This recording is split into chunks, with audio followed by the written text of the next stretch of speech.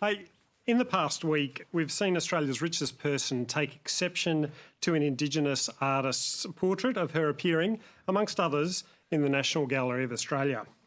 To Deborah, as someone who melds colonial art forms with First Nations stories, what do you make of the controversy and what that says about Australia post-voice referendum?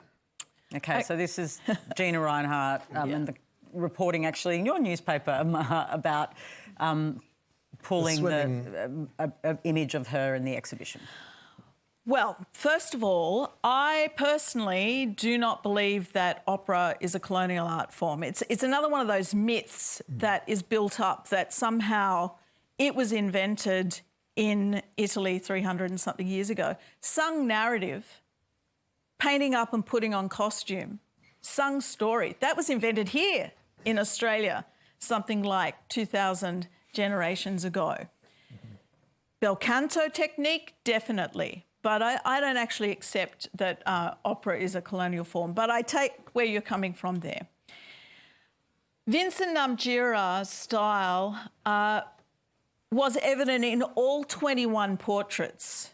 As far as I know, for those subjects of the portraits in that collection who are still living, only one complaint. I think that the important thing to remember about the arts, visual arts in this case, is what the artist sees. If you want a reflection of what you see, then perhaps, you know, well, grease the palm of a photographer who's willing to, light things just so. But there is such a painting. I mean, she submitted a painting that she would like put in the gallery as a replacement. And there is such a painting. But I mean, I think... put that there as well. But we don't yet live in the monarchy of Gina Rinehart. Well, so.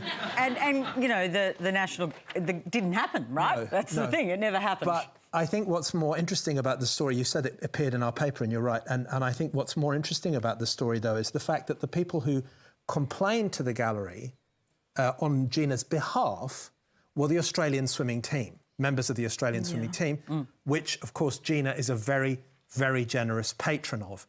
And when Palestinians talk about Israeli sport washing and Saudi Arabian sport washing of their human rights abuses or these sorts of things, this is what we're talking about. We're talking about the idea that some rich people have, that having paid the piper, they can call the tune.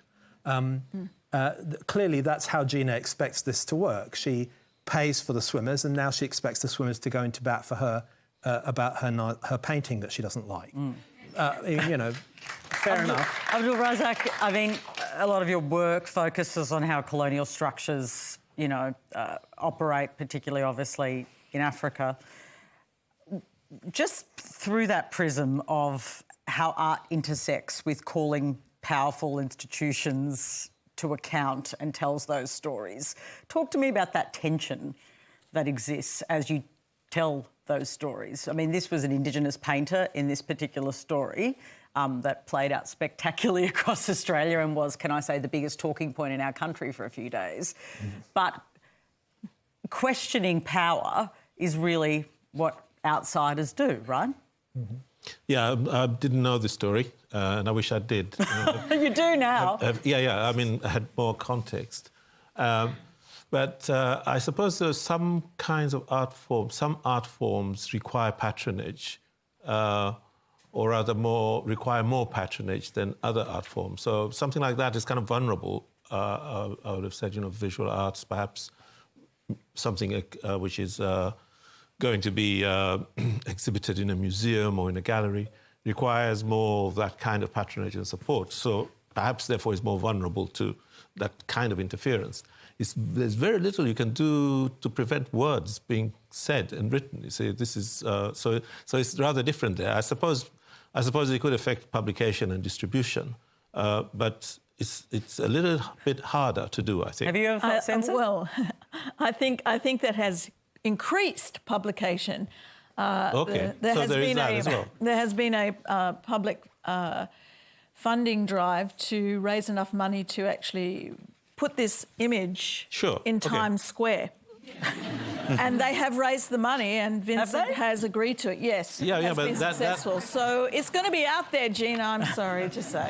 I know, but that has come about in a singular case, if you like, in a case which becomes, publicly known in this way. There must be many, many instances when such prohibitions, as it were, happen out of sight, and it doesn't become a public issue like this. You were going to ask him, has that happened to you? Thank you. Thanks, Maher. No. As far as I know, nobody has said, shut that man up. No.